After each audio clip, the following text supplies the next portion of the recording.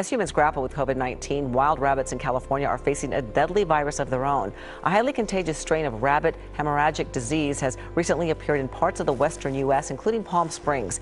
It causes internal bleeding and swelling. It appears to have come from domestic rabbits.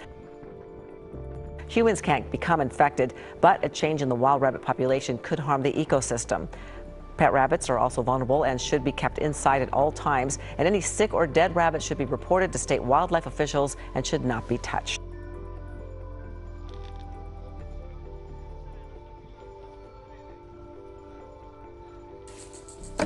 The existing Khaleesi virus, called K5, has been getting released since 2017, but a new strain called RHDV2 could soon be available.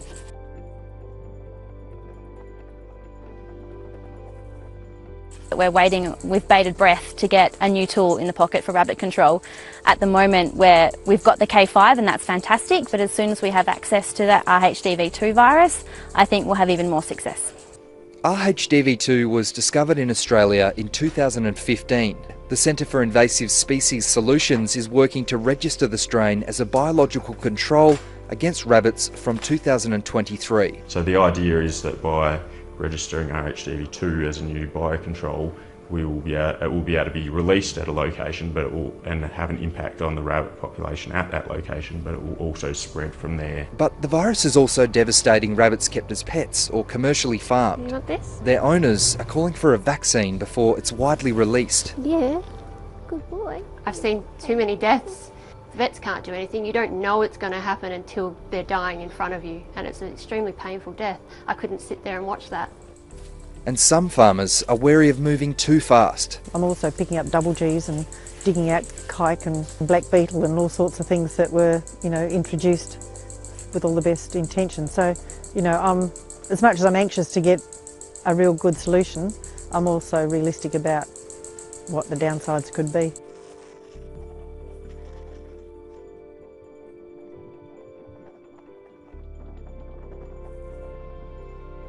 This is a recording.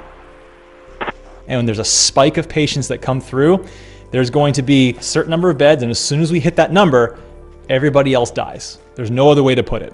If we, through social distancing and isolation, can actually slow down the transmission of the virus, we can actually have somewhat of a hope of tackling this problem and being able to save as many lives as possible, given that we have a certain limitation on the resources. Yeah, I was sitting here watching the pandemic, this corona deal over in America, and I'm looking at like America has more cases documented than any other country. And then the next article on the newspaper was, Americans will be doing a flight to evacuate Saudi Arabia back to America. Why in the hell do I want to go to America? The most infected place on the planet. You want me to go back to America? You can kiss my big toe. I ain't going to America. Who wants to do that? Is that for real? Is that total nonsense? Really, think about that crap. Hey, let's go to America. No way, I ain't going to America. God bless you all and good luck. I'm not headed that way no time soon. That's on the U.S. Embassy thing and on Saudi Gazette. Total nonsense. I would never go to America. Because if I did go home, if I did fly up to New Delhi and get my passport at the consulate and hop on a flight and end up in Atlanta and then end up home, the thing is, I probably would come home potentially with COVID and give that to my parents who have also been sheltering in one place. And so weighing all this, it's just stay still.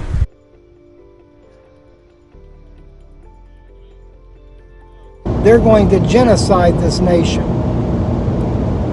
They're going to separate families, put you in FEMA camps. They're going to create civil unrest and cause the races to come against one another. We're trying to get some things shifted around from where we've been on the constant go, trying to find a place for safety for the family. So we've had to kind of consolidate everything together in one place and just prayerfully look to see what we're going to do next.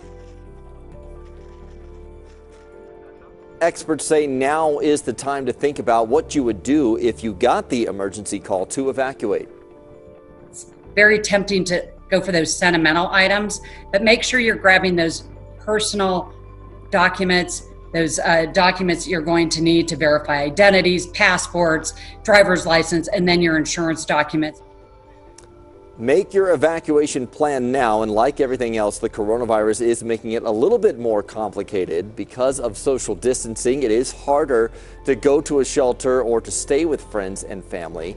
You might need to ask your insurance company if you're covered to stay in a hotel and for meals. We speak now to German Ambassador Martin Schäfer. Martin, a pleasure and thank you very much for joining us. So when exactly are we expecting the citizens to leave, and how will they be leaving the country given the restrictions? Hello, and hello to everybody that is listening to us now. Well, I wish I could give you a proper answer to that. I don't know as we speak, because the decision by the South African government to allow repatriation, not only of Germans, but also of any other citizens that are stranded as tourists in the country, has been taken last night, as far as I understand, and we are waiting the rules and regulations on how this is going to be done. And we do have a number of issues that we need to sort out before we can really be sure that that works.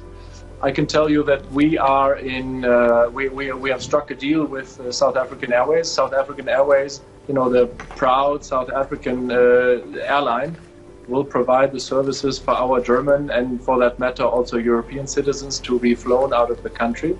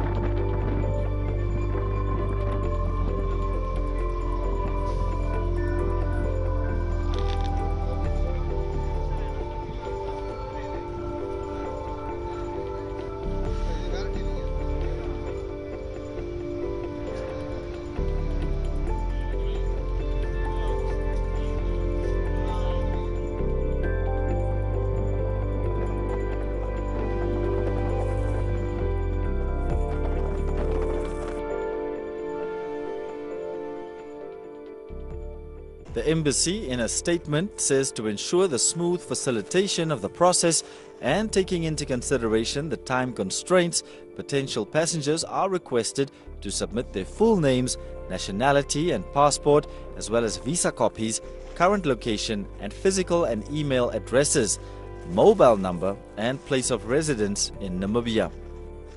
The embassy is awaiting instruction from the Namibia Students Financial Assistance Fund and the Ministry of Health and Social Services regarding the evacuation of students they sponsor and whether they should be allowed to be registered for evacuation.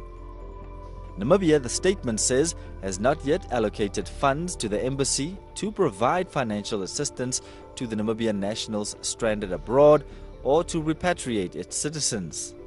Arrangements for a flight from the Russian Federation, Georgia, Ukraine and Kazakhstan to Frankfurt are underway. Upon arrival in Namibia, all passengers will be placed in quarantine for 14 days.